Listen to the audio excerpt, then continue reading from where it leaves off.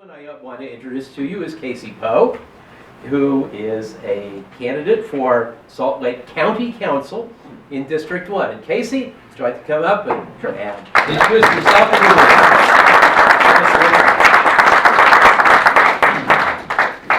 Well, this is exciting.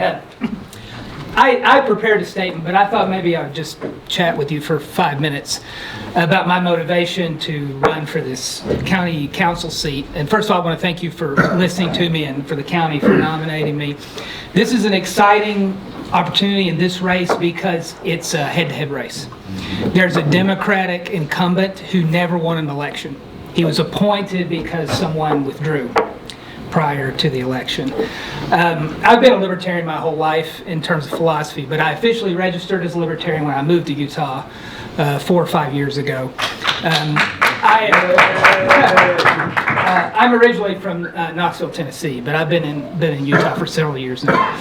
And probably like you, I am really tired of government reaching into every corner of my life. And as you know, this happens at the federal level and at the state level, and at Salt Lake, it happens in the county level and the city level. So we have at least 4 levels of government that are constantly reaching into our lives. And this happened to me personally, and probably some of you as well, last year when the Salt Lake County Council proposed a 14% property tax increase across the county. Ooh. So if you are a county homeowner, you now have 14% higher property taxes year over year than you did the prior year.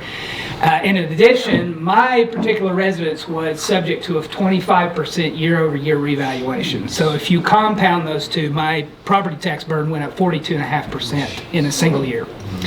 And being a fairly new homeowner, this type of overreach was very unfamiliar to me. I knew that the county could level taxes against your property, but I did not realize that they could simultaneously revalue your property at the same time without your consent.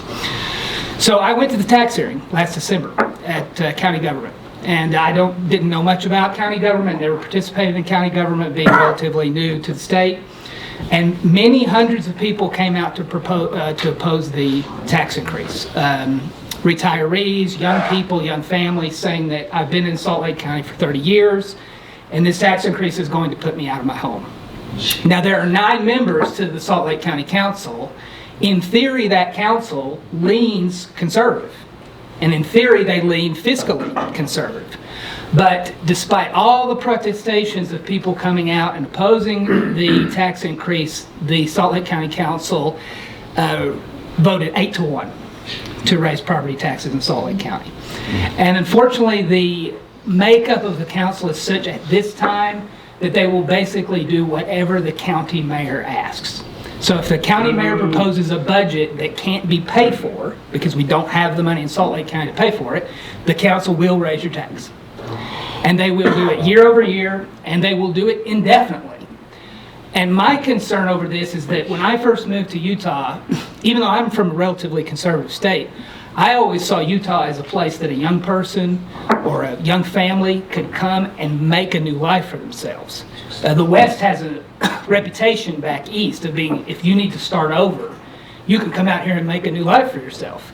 And Utah has even more of that reputation because of its traditions of being a pioneer state and many other factors that I'm sure you're aware of.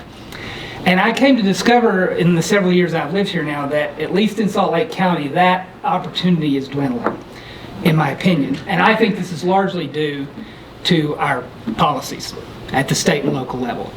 And I would like Salt Lake City and Salt Lake County to remain a place where a young person can come and start a new life for themselves and get on the property ladder and have a young family and prosper. But it's very difficult because the county needs to pay for their budget. And they have many projects, I'm sure they're very worthy, but there's an unlimited number of them. And as a resident of Salt Lake County and as a taxpayer in Salt Lake County, you have no control over the projects that are allocated, how the budget's set, and you're essentially at the mercy of the county mayor. And I'm sure this happens at other levels of government in the state of Utah, but it certainly happens at the county level. So my intention with this election is to beat the incumbent Democrat who voted for the tax increase in order to shift the balance in the Salt Lake County Council towards a more fiscally conservative one.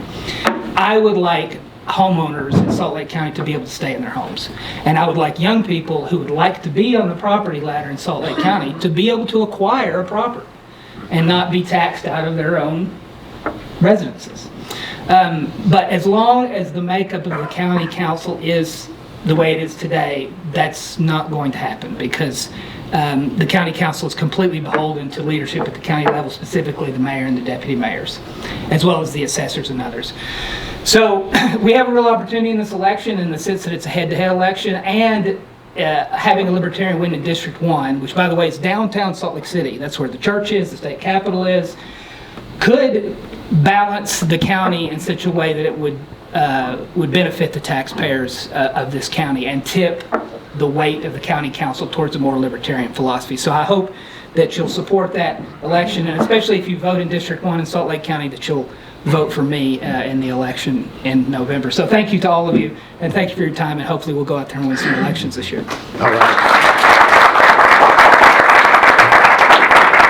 Thank you, Casey.